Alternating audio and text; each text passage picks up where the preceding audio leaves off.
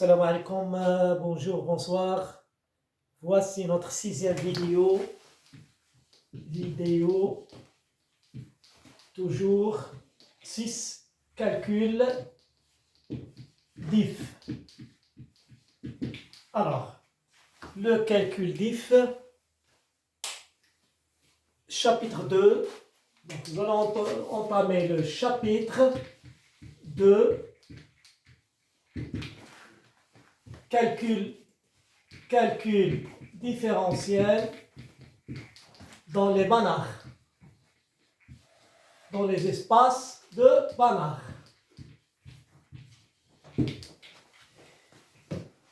Alors, le premier paragraphe 1, ce serait les généralités. Et là, je rappellerai tout ce que vous avez vu, et puis l'intérêt du chapitre numéro 1. Alors, je considère en fait deux espaces, E et F, deux espaces normés sur K. K, c'est R ou C. Alors, une petite définition. Ici, regardez, je note pareillement les normes.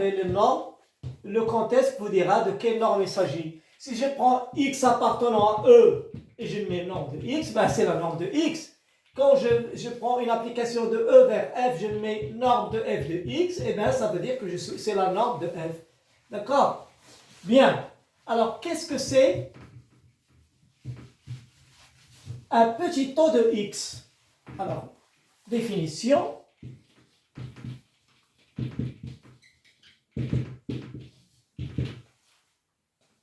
Alors, je prends X, une variable, dont E, et puis, on dit qu'une expression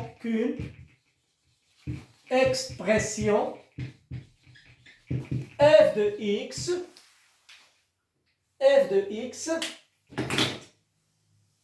est un petit taux de x.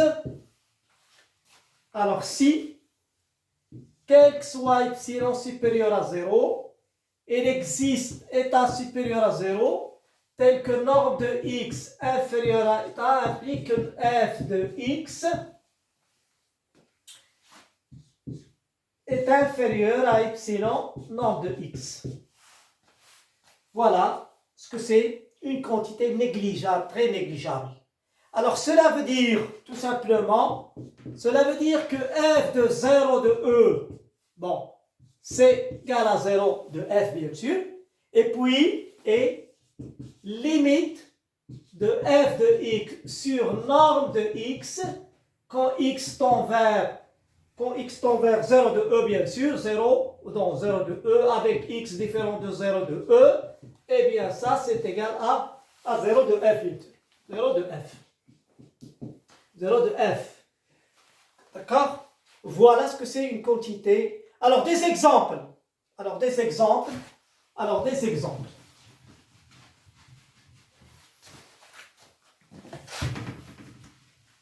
Alors ceci aussi je peux l'écrire.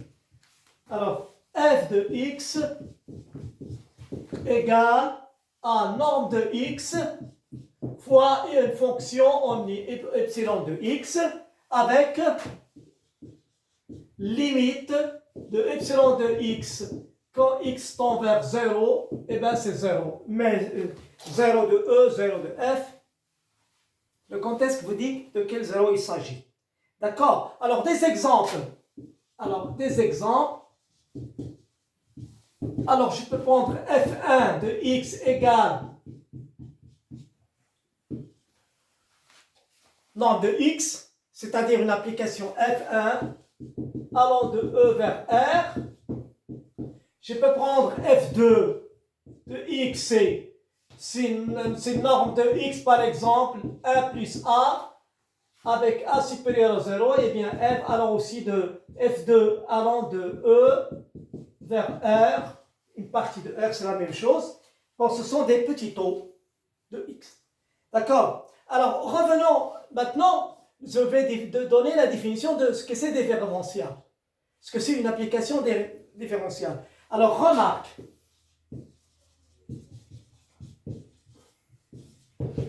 Bon, je considère donc une application F allant d'une partie de R, ou enfin, R vers R, une application, alors, dérivable en x0. Alors, ça veut dire quoi ça?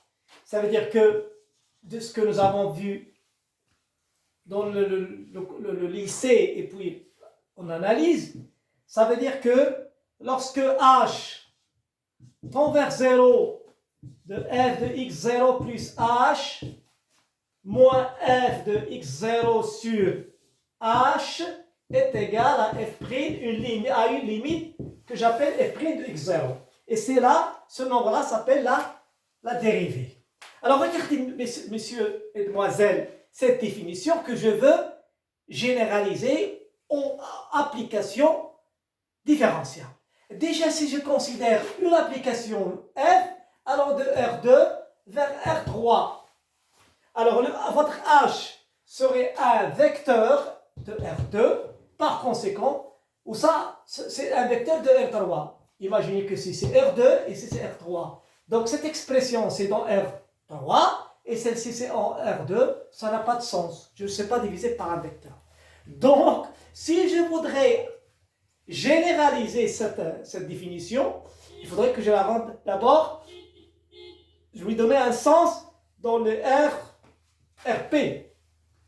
Alors ça veut dire quoi ça? Déjà ça veut dire quoi ça? Ça veut dire que ceci, c'est la même chose. F de x0 plus h moins f de x0 égale moins f' de x0 point h égale un petit taux, quelque chose qui tend vers 0 sur, et qui un petit taux de h. Ça veut dire ça. Si je reviens maintenant à x, ça veut dire ça. Si je fais un chose, c'est f de x moins f de x0. Alors le h c'est moins x moins x0 f' de x de f' de x0 égale taux de x moins x0 égale à ça, cette expression là. Et alors maintenant regardez, si ceci c'est la même que ça, alors celle-ci je peux la définir dans un espace vectoriel, normé. Et là regardez s'il vous plaît, ce nombre-là, qui est un réel, il nous donne en fait il nous donne une application linéaire. Regardez, je peux définir une L allant de R vers R à H donne f' de x0 point H. Ça, c'est une application linéaire. Application linéaire. Donc, celle-ci, une application linéaire. Voilà, c'est une application linéaire. Et puisque la dimension de R est finie, et que nous avons vu un théorème disant que lorsque les espaces départ sont de dimension finie, les espaces normés, bien sûr, celui avec la valeur absolue, votre application linéaire là, celle-ci, elle est continue. Donc c'est une application. Donc le fait que soit dérivable, ça me détermine une application linéaire continue. C'est cette définition que je vais généraliser. Alors, c'est cette définition que je vais généraliser. Et donc, notre dérivabilité en x0 devient f de x0 plus h égale à f de x0 plus L.h plus taux de h. Alors ça c'est L de h qui est f' de x0 appliqué à h. D'accord?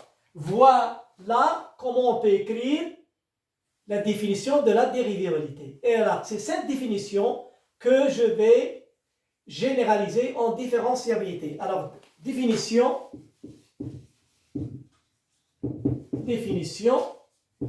Alors, je considère f une application allant d'un espace de Banach vers un autre espace de Banach, f, et puis soit E, U, un ouvert de E, A appartenant à U, et on dit que f est différenciable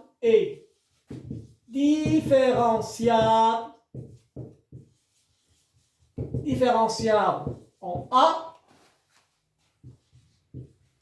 si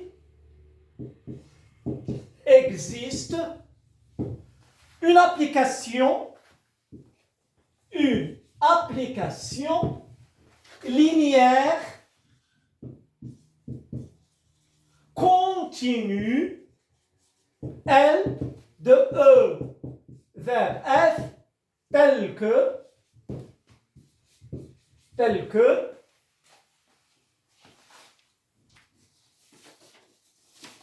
que pour H suffisamment petit, on a tel que pour H suffisamment petit, on a quoi? On a f de A plus H est égal à f de A plus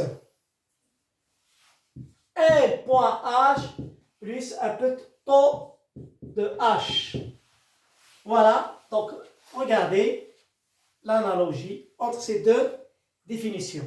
Ça veut dire aussi, c'est équivalent à dire que limite quand H tend vers 0, vecteur nul, avec H différent de 0 bien sûr, f de x0 plus H moins f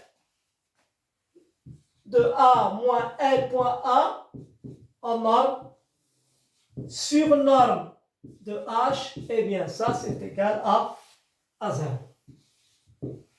Ici 0 c'est 0 le vecteur nul avec H différent de 0, et là c'est le nombre. Voilà donc, là je peux l'écrire sous forme de limite. C'est un nombre, et ceci c'est un nombre. Alors, relions avec ce qui s'est passé. Donc, il y a deux choses. Dans cette définition, donc, apparaissent les applications linéaires. Continue. C'est pour cela, au chapitre 1, nous avons fait un grand paragraphe sur les applications linéaires d'un espace normé vers un autre espace normé, et on a étudié quelques-unes de leurs propriétés.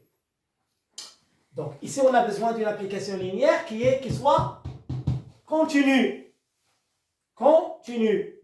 D'où la caractérisation dans le cas des applications linéaires continues. Et puis, si vous regardez bien, il y a les normes qui apparaissent. Il y a la norme de E et la norme de F. Donc, notre définition, la première question qui vient à l'esprit, cette définition est-elle intrinsèque? Alors là, il y a un problème. Autrement dit, si je change de norme, qu'arrive-t-il? Eh bien, la réponse, c'est que lorsque les normes sont équivalentes, cette définition-là, elle est inchangeable. C'est-à-dire, il existe une application linéaire la même, la différence c'est. Alors maintenant, si je travaille dans un espace de dimension, par exemple, finie, eh bien, les normes sont équivalentes, et vous travaillez avec n'importe quelle norme. Laquelle? Eh bien, ça dépend de l'expression de votre application. C'est l'application F qui me suggère l'emploi de la norme 1, norme 2, norme infinie, lorsque je suis par exemple dans les RN, le CN. D'accord? Donc ici, de le besoin d'étudier les normes. Alors là, avec les liens, regardez. J'ai dit pourquoi on a étudié les applications linéaires continues et pourquoi on a étudié les normes équivalentes. Et l'année passée, j'ai donné un exercice à l'examen simple. Je leur ai demandé si vous prenez f, une application différentielle en un point, montrez qu'elle reste différentielle en ce point lorsqu'on change la norme par une norme équivalente. Un petit exercice, beaucoup d'étudiants l'ont fait, l'ont compris, c'était bien. Bien, voilà ce que c'est. Donc, une application différentielle en un point. Petit problème. Si vous lisez la définition, il existe une application linéaire continue.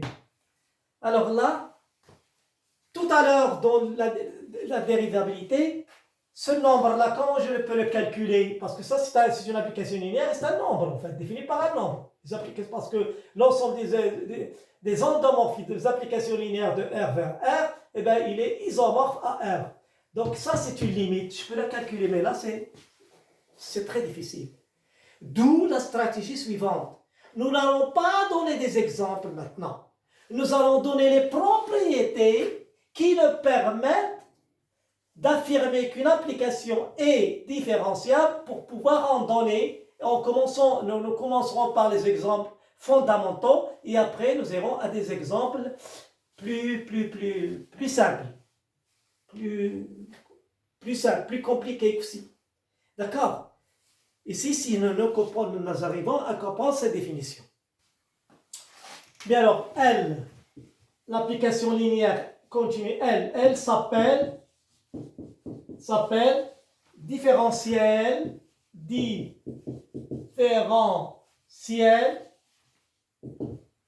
de f en A.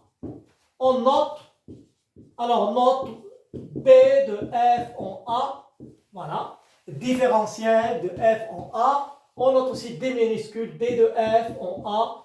On peut noter P de f comme application différentielle tangente de f. Alors la première proposition, c'est que si f est différenciable en A, eh bien, L est unique. La différentielle est unique. Sa démonstration, on suppose qu'on existe plusieurs, L1, L2 au moins, et puis on démontre qu'elles sont en fait égales, sont les mêmes. La deuxième chose, c'est que si f différenciable en A implique f continue en A. Et ceci, c'est vrai pour les applications dérivables. D'accord? Alors ici, je m'arrête et à la prochaine vidéo, Inch'Allah.